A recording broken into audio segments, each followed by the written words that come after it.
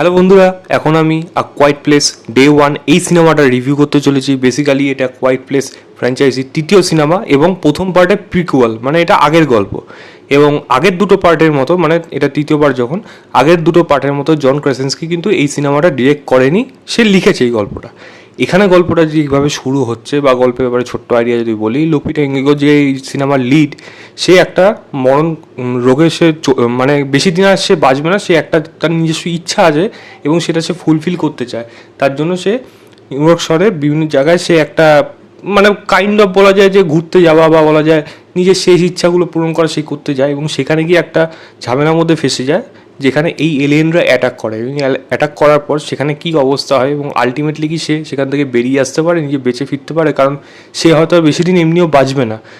তার পিৎজা খাওয়ার খুব ইচ্ছা, কিন্তু সে কি সেই লাস্ট পিৎজা যেটা তার জীবনের শেষ পিৎজা সেটা কি সে খেতে পারে এবং এই এলিয়েনের হাত থেকে কি নিজেকে বাঁচাতে পারে, এবং এর সঙ্গে তার সাথে আর কে কে থাকে এবং তারা কে কীভাবে একে অপরকে সাপোর্ট করে। এর থেকে বেশি জানতে হলে সিনেমা হলে গিয়ে এই সিনেমাটা আপনাকে দেখতে হবে। বেশিক্ষণ ডিউরেশন না, প্রায় 1.5 ঘন্টার থেকে হয়তো সামান্য একটু বেশি হয়তো ডিউরেশন এই সিনেমার। তো কেমন হলো যদি বলি, আমি কোয়াইট প্লেস কিন্তু আগের দুটো পার্টি দেখেছি। আমি লিটারেলি এখনও আমি সিনেমাগুলো এনজয় করি, এখনও মনে হয় গা রোমহর্ষক ব্যাপারগুলো থাকে। কারণ ওই যে এমিলি ব্লান্টের লড়াইটা, তাদের একটা মা তার ছেলে মেয়ের জন্য যে লড়াই, তার বাবা স্যাক্রিফাইস, ওটা জন ক্রেসেন্সকি নিজেই ছিল। তো ওই যে লড়াইটা, মানে পুরো ওয়ার্ল্ডের অবস্থা এরকম হয়ে গেছে সেখানে, যে তারা যে লড়াইটা করেছিল, মানে হঠাৎ যে কোনো আওয়াজ শুনে চট করে ওরা চলে আসতো, এলিয়েন করে এসে সব মানে খেয়ে ফেলতো, রীতিমতো মেরে ফেলতো। সেখানে তার মায়ের লড়াই, তার মায়ের ডেলিভারি, এই সময় যেই টেনশানগুলো ছিল না, টেনশানগুলো কিন্তু এই সিনেমার মধ্যে একেবারেই নেই। যেইগুলো রয়েছে, যেইটুকু টেনশন রয়েছে, সেগুলো কিন্তু এই সিনেমার জন্য যথেষ্ট না। তাই মেন যে কোয়াইট প্লেসের যে মেন এসেন্স, যে মেন জায়গাটা যেটার জন্য কোয়াইট প্লেস এত সবার কাছে মানে ফেমাস বা সবার এত পছন্দের, সেটাই এই সিনেমার সবথেকে বড় হতাশার জায়গা।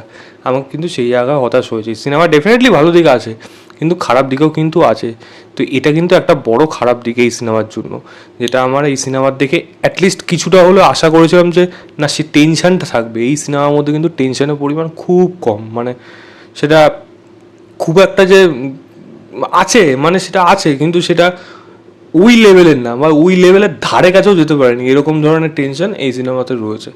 তাই সেটা আমাকে কিছুটা হলেও হতাশ করেছে। হ্যাঁ, দ্বিতীয় আরেকটা জিনিস বলবো হলো, এটা কি পারফেক্ট প্রিকুয়াল? আমি এইটুকু বলতে পারি, এই সিনেমাটা প্রিকুয়াল তো ডেফিনেটলি তারা এনেছে, কিন্তু প্রিকুয়াল আনার পেছনে তাদের অনেকগুলো কারণ আছে যেগুলোর ব্যাখ্যা কিন্তু এখানে দেয়নি। যদি এটা ডে ওয়ান, মানে ডে ওয়ানে কি প্রথম এই অ্যাটাকটা হলো, তাই তো তারপরে এই ঘটনাগুলো ঘটবে। কারণ ডে ওয়ান যেখানে শেষ হয়েছে বা কোয়াইট প্লেস যেখানে শুরু হয়েছে, তার মধ্যে কিন্তু বিস্তর ফারাক। তার মানে নিশ্চয়ই এর মাঝখানে আরও অনেকগুলো কোয়াইট প্লেসের প্রিকুয়াল বেরোবে, বা ডে ওয়ানের পরে সিকুয়াল বেরোবে, সেগুলো সেখানে হয়তো গল্পের সাথে লিঙ্ক রাখা হবে। কিন্তু আমি এটাকে পারফেক্ট প্রিকুয়াল কিন্তু একেবারে বলবো না। প্রথম কথা তো কোয়াইট প্লেসের সাথে এখানে অনেক বিস্তর ফারাক।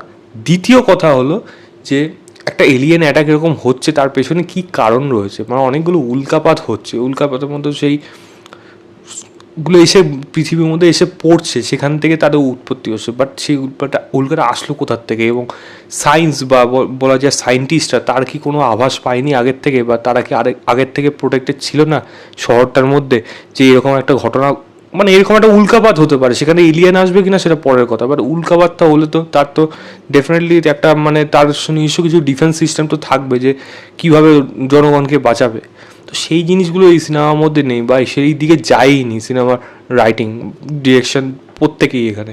তো সেইগুলোর ব্যাখ্যা কিন্তু এই সিনেমার মধ্যে নেই, যেটা আমার একটা অদ্ভুত লেগেছে। তবে হ্যাঁ, সিনেমার মধ্যে ভালো কী রয়েছে, লুপিটা ইঙ্গিগো এবং তার সাথে যে আরেকজন রয়েছে ছেলেটি, তাদের পারফরমেন্স, তাদের যে বন্ধুত্বপূর্ণ সম্পর্কটা, এটা কিন্তু বেশ ভালো। ওটা কিন্তু এই সিনেমার একমাত্র ইমোশনাল কোর, এবং এখানে একটা বিড়ালের ভূমিকা আছে যেটা লুপিটার সাথে থাকে, সেটা কিন্তু একটা গুরুত্বপূর্ণ জায়গা রয়েছে। তো সেটা যে সেই বিড়ালটাকে যেভাবে রেফারেন্স হিসেবে ইউজ করেছে, আমি বলবো সেগুলো ভালো।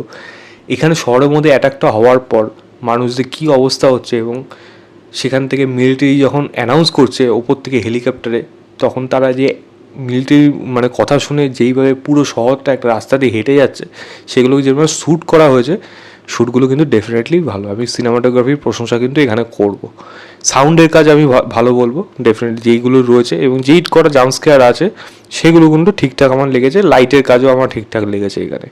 এবং সিনেমাটা শেষ যেখানে হয়েছে সেটা যেভাবে শেষ করে সেখানে একটা মানে ভালো একটা টোনে গিয়ে সিনেমাটাকে শেষ করলো। বা বিশেষ করে বলা যায় এই লুপিটার ক্যারেক্টারটা কিন্তু খুবই ইন্টারেস্টিং। মানে তার যে লড়াইটা, তার যে ইচ্ছাটা, সে যে কোনো পরিস্থিতিতে হোক সে শেষ মুহূর্ত পর্যন্ত সে বাঁচতে চায় এবং তার বাঁচাটা যেন তার মানে আনন্দের সেই ডায়লগের মতো, জিন্দগি বড়ি হনি চাইয়ে লম্বি নেই, এই জিনিসটার রেফারেন্স কিন্তু এই সিনেমার মধ্যেও রয়েছে। বা বলা যায় ওরম ধরনের কিন্তু এই ক্যারেক্টারটা নিজেকে মনে করে যে আমি শেষ জীবনে লাস্ট অবধি আমি আমার নিজস্ব ইচ্ছাগুলো কিন্তু পূরণ করব। তাতে আমার যেই পরিস্থিতি হোক, যেই যত কিছু সমস্যার মধ্যে পড়ি সেগুলোকে আমি সেইটা দেখে আমি নিজেকে সরিয়ে রাখবো না, পিছিয়ে আসবো না। এটা কিন্তু খুব সুন্দর একটা লড়াইয়ের গল্প এবং একটা একটা মানে সাহসিকতার গল্প। এই গল্পটার মধ্যে কিন্তু উঠে এসেছে এই লুপিটা ক্যারেক্টারটার মধ্যে দিয়ে, আমার কিন্তু যেটা বেশ ভালো লেগেছে। তো আমি বলবো এই সিনেমাটা একবার দেখতে পারেন, ওয়ান টাইম ওয়াচের জন্য ঠিক আছে। বেশি এক্সপেকটেশন রাখবেন না, ওই সিনেমাগুলোর ধারে কাছে এই সিনেমাটা যায়নি। তবে হ্যাঁ, একটা ওই ওয়ান টাইম ওয়াচ হিসাবে এই সিনেমাটাকে আপনারা প্রেফার করলেও করতে পারেন। আশা করি আপনাদের নিরাশ করবে না। এবং আমি এই সিনেমাটাকে ম্যাক্সিমাম 2.75 কি 3 স্টার দেবো, আউট অফ 5 বলবো। সিনেমা হলে যান, গিয়ে দেখুন, দেখে জানাবেন আপনাদের কেমন লাগলো। তো এই ছিল আমার overall review Quiet Place Day 1-এ।